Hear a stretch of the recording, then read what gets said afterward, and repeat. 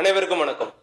திமுக ஆட்சியாகட்டும், இல்ல அதிமுக ஆட்சியாகட்டும், இல்ல இப்ப நடந்துகிட்டு இருக்கிற டிவிக்கு ஆட்சியாகட்டும், எந்த ஆட்சியாக இருந்தாலும் சரி, ஆட்சி மாறினாலும் காட்சி மாறல அப்படிங்கறதா நிதர்சனமான உண்மையா இருக்கு. ஏன் அப்படின்னா, கோயம்புத்தூர்ல நடந்த சம்பவம் இதுவரைக்கும் எத்தனையோ ஆட்சிகள் மாறி இருக்கு. ஆனா அந்த காட்சிகள் மாறல. ஒரு தப்பு நடக்குது அப்படின்னா அந்த தப்புக்கு நம்ம சரியான தண்டனை கொடுத்தோம் அப்படின்னா அந்த தப்பு அடுத்து நடக்காது. ஒரு சின்ன தப்பா இருந்தா பரவாயில்ல, அவங்களுக்கு ஹியூமன் ரைட்ஸ் மனிதாபிமான அடிப்படையில் அவங்களுக்கு நம்ம தண்டனையை கொடுக்க வேணாம், இல்ல தண்டனையை குறைக்கலாம், இல்ல அவங்களுக்கு ஒரு மனிதாபிமானம் பார்க்கலாம். ஆனா இந்த பூமியில வாழ முடியல அப்படின்னு நினைக்கிற ஒரு சின்ன பச்சிலம் குழந்தைகளுக்கு கூட அந்த அவலம் இருக்கு அப்படிங்கறதா ஒரு உண்மையா இருக்கு. ஆனா ஒரு பச்சிலம் குழந்தைகளுக்கு பாலியல் வன்கொடுமை செய்யறதுங்கிறது மிக மிக ஒரு மோசமான ஒரு கொடுமை. இந்த கொடுமையை பண்றவனுக்கு அதை விட மிகப்பெரிய ஒரு கொடுமையை கொடுக்கணுங்கிறது தான் எங்களோட கருத்தா இருக்கு. கொஞ்சம் கூட யோசிச்சு பார்க்க முடியல.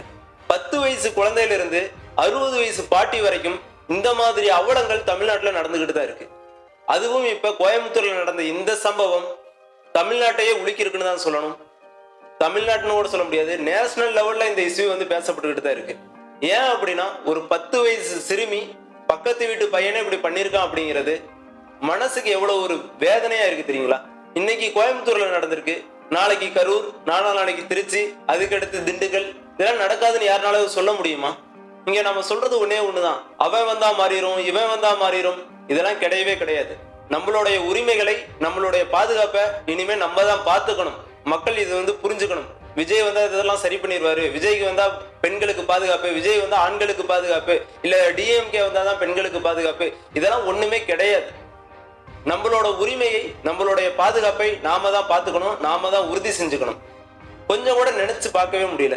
நம்ம தூக்கி கொஞ்சம் கூடிய வயசுல இருக்கிற ஒரு குழந்தை இன்னைக்கு இந்த உலகத்திலே இல்லைங்கிறது எவ்வளவு மிகப்பெரிய ஒரு கேவலமான விஷயம், ஒரு மிகப்பெரிய வருத்தமளிக்கக்கூடிய ஒரு விஷயம்.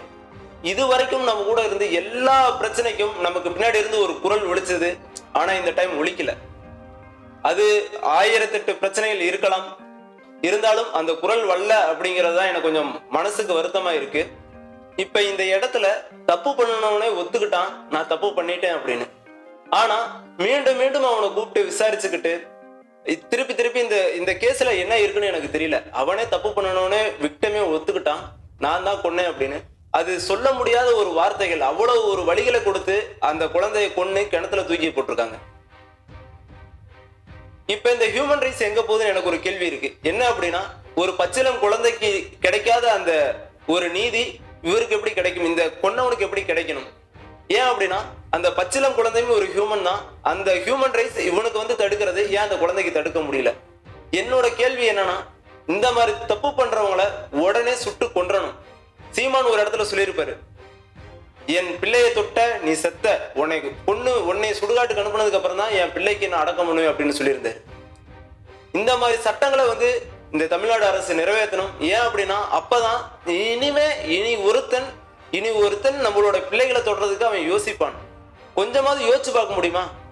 10 வயசு அந்த குழந்தைக்கு என்ன தெரியும்? தமிழ்நாடு அரசு இந்த கட்சி எல்லாத்தையும் தாண்டிட்டு, டிவிகே, டிஎம்கே, இந்த கட்சி எல்லாத்தையும் தாண்டிட்டு ஒரு அரசாக செயல்பட்டு இந்த கொடூரனுக்கு மிகப்பெரிய தண்டனை வழங்க வேண்டும். அரசே முன்னெடுத்து இவனுக்கு மிக பெரிய கொடூரமான இருக்கிறதுலே 4-5 மரண தண்டனைகள் விதிக்க உயர்நீதிமன்றத்துக்கு அழுத்தம் கொடுக்க வேண்டும்.